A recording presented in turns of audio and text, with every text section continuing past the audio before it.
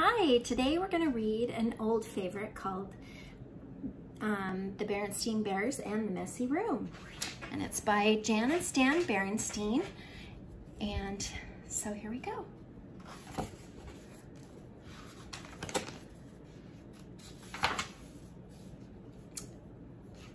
The Berenstain Bears and the Messy Room.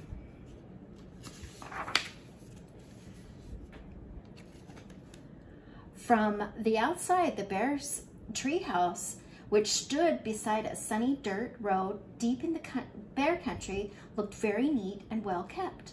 The flower beds sparkled with red and yellow and blue tulips, and woodwork was freshly painted in good repair. The grass was cut and the vegetable patch was properly weeded.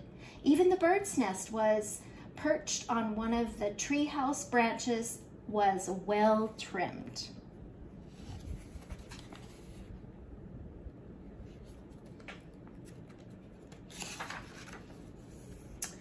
Inside of the bear's treehouse was neat and clean too.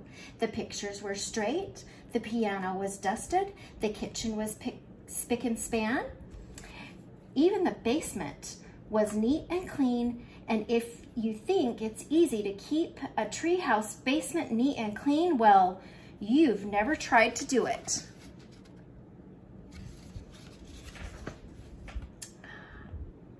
Yes, the bear's treehouse was a lesson in neatness and cleanliness, except for one place, Brother Bear and Sister Bear's room.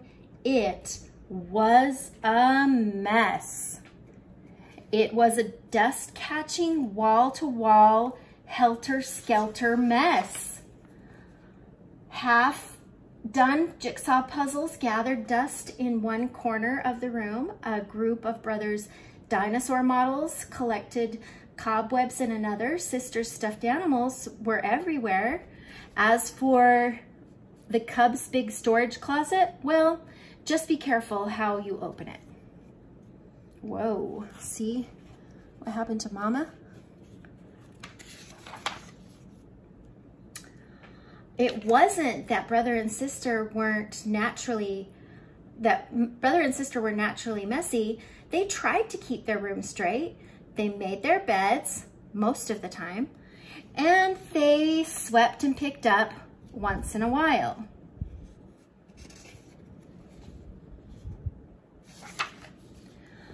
The trouble was that when cleaning up time came, they spent more time arguing than cleaning. How am I supposed to sweep with your dumb dinosaur toys all over the floor, argued Sister. They're not toys, they're models, and don't move them. I'm working on setting up a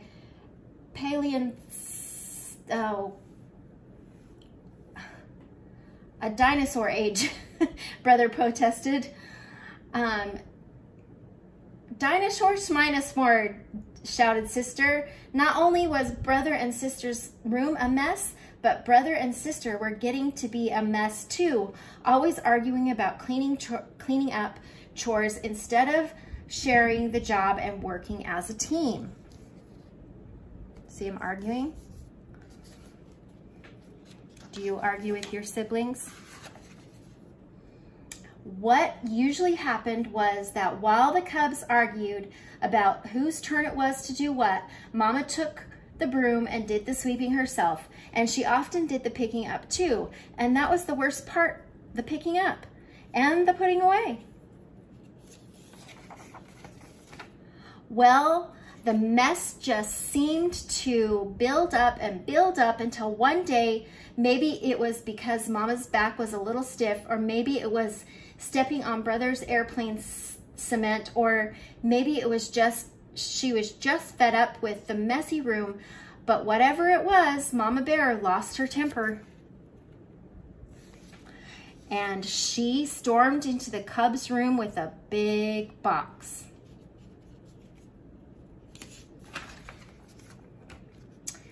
The first thing we have to do is get rid of all this junk, she said. Junk, said Brother and Sister, watching in horror as Mama began to throw things into the box. My teddy isn't junk, screamed Sister.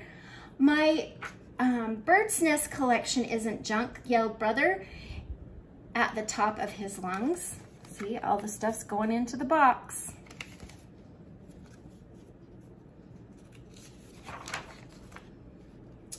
The screaming and yelling got so loud that it reached Papa, who was in the workshop, putting the finishing touches on a batch of chairs that had been ordered by one of the customers. He couldn't imagine what was wrong. He hurried up the stairs and looked into the messy, noisy room and didn't take a deep thinker to figure out what was going on.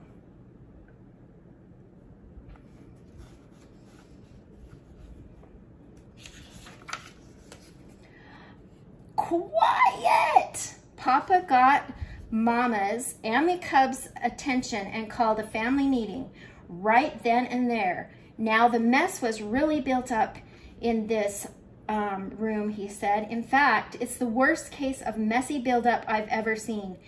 And it isn't fair, he continued. It isn't fair to your mama and me because we have a lot of other things to take care of.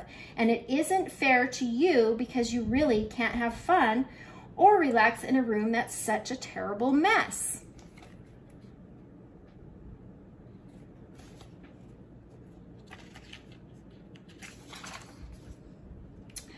But Mama is putting all my things into a box.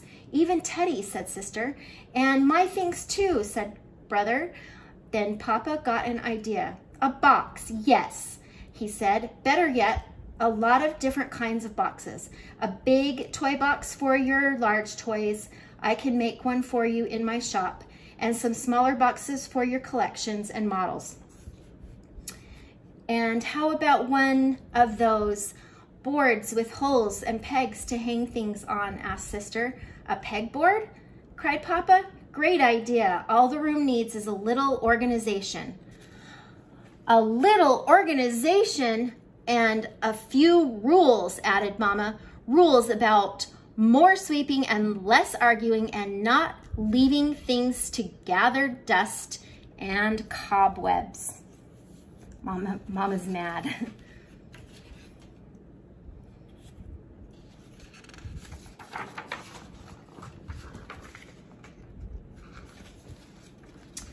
Papa set to work making a fine big toy box and a large pegboard, while the cubs and Mama sorted out the toys, books and games and puzzles and put them into boxes fit neatly into the closet. Every box was clearly labeled.